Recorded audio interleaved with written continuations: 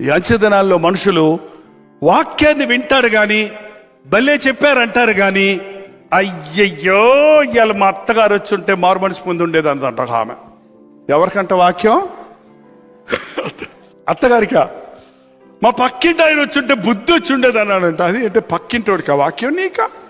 చెప్పండి. నాకు ఏమి ఇచ్చాడు దేవుడు ఈరోజు, నేనేం దిద్దుకోవాలి అన్నది చాలా అవసరం.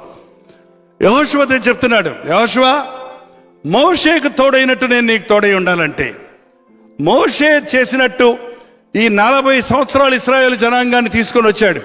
ఇప్పుడు నువ్వు ఇక్కడ నుండి వీరిని వాగ్దాన భూమిలోనికి తీసుకెళ్లే పని నీది. వాగ్దాన భూమిని అనేకులు ఆక్రమించుకొని ఉన్నారు, వారందరినీ జయించాలి, వారిని మీరు స్వాధీనపరుచుకోవాలి. ఈ జనాంగం ఎలాంటి వాళ్ళు నీకు తెలుసు, సణుగుడు గొణుగుడు జనం. మోషేకే చేతగాల బెత్తరపోయాడు. కానీ నువ్వు ధైర్యంగా ఉండు, మోషేకు నేను బలపరిచినట్టు నీకు బలపరుస్తా, మోషేకు తోడైనట్టు నీకు తోడై ఉంటా, నీ ముందు ఎవడో నిలబడకుండా చేస్తా. కానీ ఒక నిబంధన ఏంటంటే, నువ్వు నా మాటను చదవాలి, నా ధర్మశాస్త్రాన్ని పఠించాలి. తర్వాత చూడండి, ధర్మశాస్త్ర ప్రకారంగా నడవాలి. 8వ వచనం, ధర్మశాస్త్రము నీవు బోధింపక తప్పిపోకూడదు. నువ్వు ధర్మశాస్త్రాన్ని నువ్వు మాత్రం నేర్చుకోవటం కాదు, ఏం చేయాలి? నువ్వు ఇతరులకు బోధించాలి. నేను మళ్ళీ చెప్తున్నానండి, నేను చెప్తే వింటలేదు, నేను చెప్తే వింటలేదు, నేను చెప్తే వింటలేదు అంటారు చాలామంది.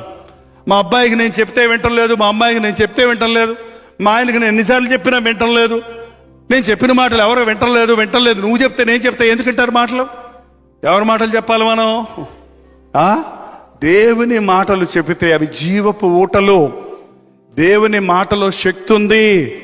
నువ్వు దేవుని మాట చెబితే దేవుడు వారి హృదయాలను కరిగిస్తాడు. బండలను పగలగొట్టు, శుద్ధ వంటిది ఆయన మాట. దహించు, అగ్ని వంటిది, చెత్తను దహించే అగ్ని వంటిది ఆయన మాట. ఆయన మాట కంసాలు వాని, అగ్ని వంటిది, చాకలు వాని, సబ్బు వంటిది. ఒక మురికోడిని శుభ్రం చేయాలంటే నువ్వు నేను బతిలాడితే ఎవరు మారడం, లెక్చర్స్ ఇస్తే మారడం. దేవుని వాక్యాన్ని బోధించాలి. దేవుని వాక్యాన్ని చెప్పాలని లేదు, చెప్పాలంటే ఒకసారి చెప్పు ఊరుకోవటం. బోధించడం అంటే teaching is different, preaching is different. Teaching అంటే బాలుడు నడువవలసిన త్రోవను వారికి నేర్పించు, రోజు చెప్పాలి, మళ్ళీ మళ్ళీ చెప్పాలి.